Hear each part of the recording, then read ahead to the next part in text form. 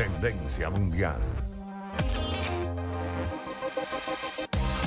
En Puntos Cardinales. Y a poco de haber cumplido 6 meses en el poder, el presidente de Argentina, Javier Milei, anotó este jueves su primer triunfo legislativo con la aprobación por parte del Senado de la llamada Ley Bases.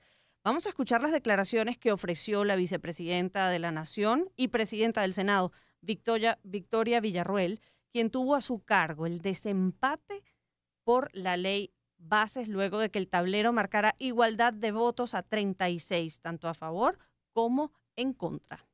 Por esos argentinos que sufren, que esperan, que no quieren ver a sus hijos irse del país, en Todo por Argentina, mi voto es afirmativo a la orden del día 3724. Y para ampliar la información y lo que supone este triunfo legislativo y qué contempla la Ley Bases, le damos la bienvenida en Puntos Cardinales a Marcelo López Macía, periodista argentino de Americano Media TV. Es un gusto saludarle. Bienvenido, Marcelo. Hola, ¿qué tal? ¿Cómo están? Muy buenas tardes.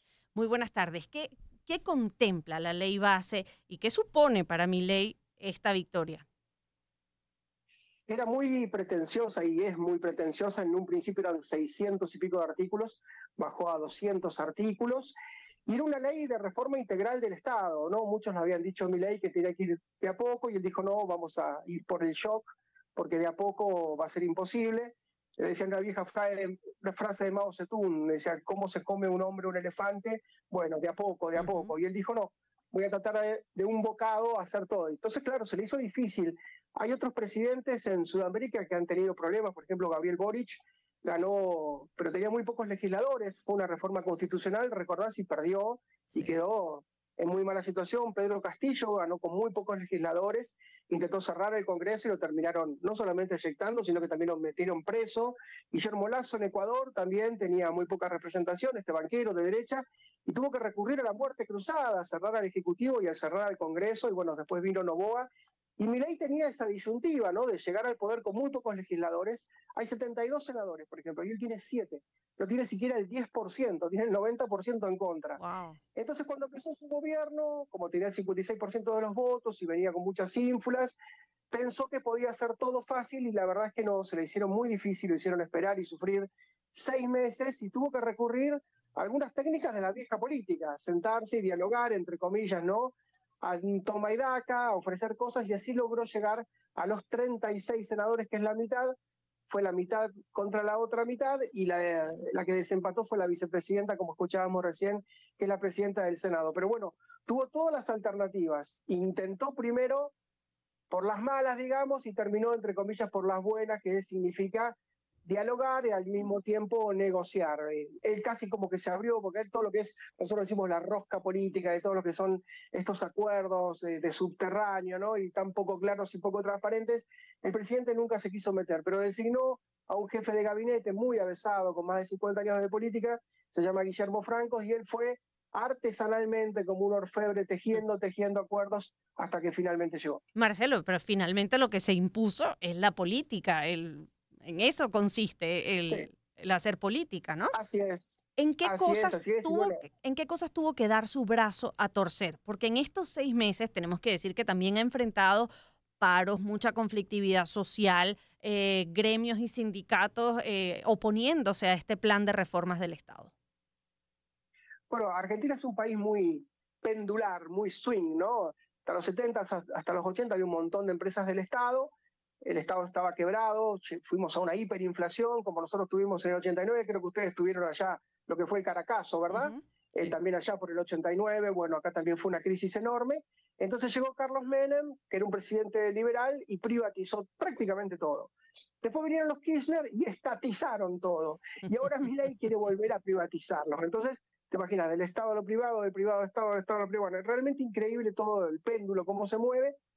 Y ahora está intentando sacarse de empresas, de encima empresas muy deficitarias, y tuvo que resignar en este toma y daca a hacerlo ahora. Lo va a hacer en una segunda generación, en una segunda etapa. Pero, por ejemplo, en Líneas Argentinas, y es una empresa aérea que pierde $2 millones por día, calcula que cualquier avión tiene 4 o 5 tripulaciones. Bueno, Aerolíneas Argentinas tiene 10 tripulaciones para un solo avión. Y así es con todo, cada cosa del Estado es realmente tremendo, es uno de los estados más pesados y una de las presiones tributarias más importantes del mundo, prácticamente la mitad de lo que gana se lo lleva al Estado. Bueno, él está tratando de desarmar eso.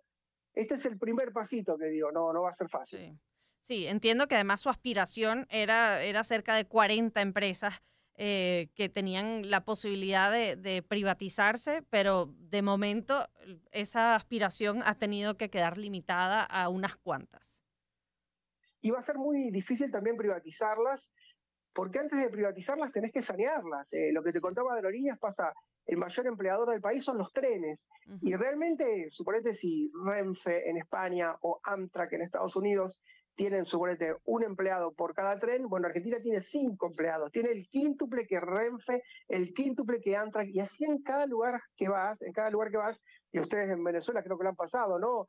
Con la compañía petrolera, han hecho entrar un montón de gente que no tiene ninguna expertise, que no tiene realmente ningún conocimiento, pero que tiene una militancia política. Y eso a las empresas del Estado las ha hecho hoy por hoy invendibles. Primero habría que sanearlas y después venderlas. Ahora, hubo que apelar al voto de la vicepresidencia para romper el empate en el Senado para la aprobación de esta ley bases.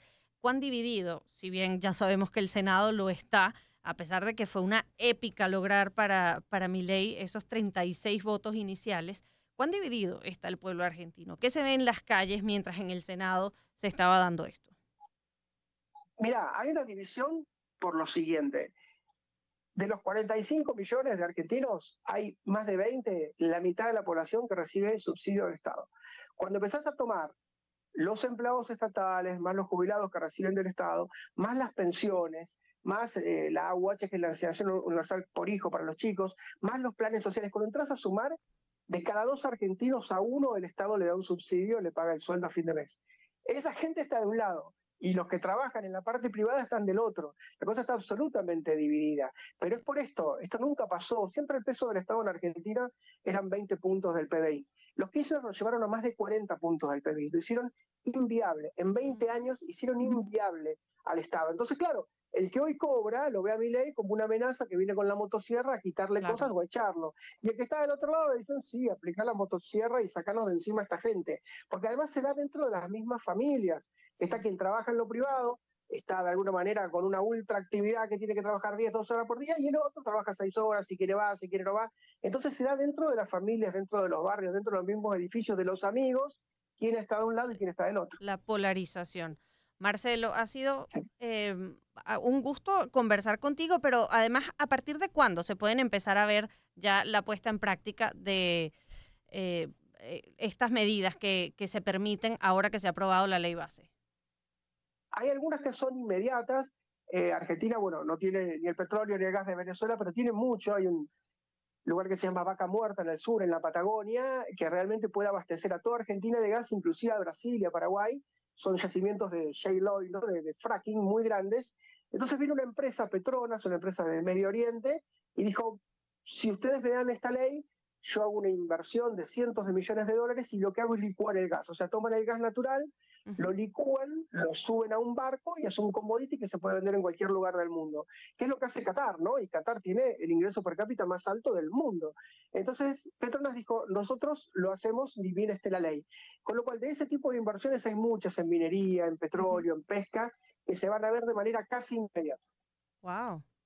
Bueno, y además también hay que reconocer que y valga la redundancia, el propio Milei ha tenido el reconocimiento de organismos internacionales o el Fondo Monetario Internacional alabando los resultados que se vislumbran ya con las medidas que se han tomado desde que asumió el poder.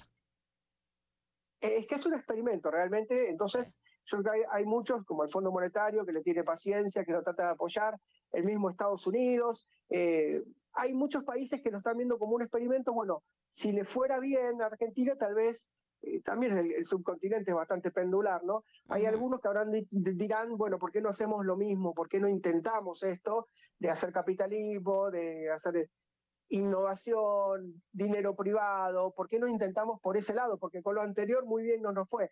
Con lo cual están los ojos del mundo y de buena manera los ojos también de Latinoamérica puestos en Milei, porque si le va bien puede haber un efecto contagio.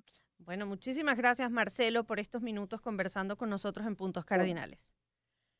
Un abrazo, hasta luego. Igualmente, Marcelo López Macía, periodista argentino de Americano Media TV. Y a las 3:55 minutos de la tarde escuchamos a ABBA con Mamma Mía.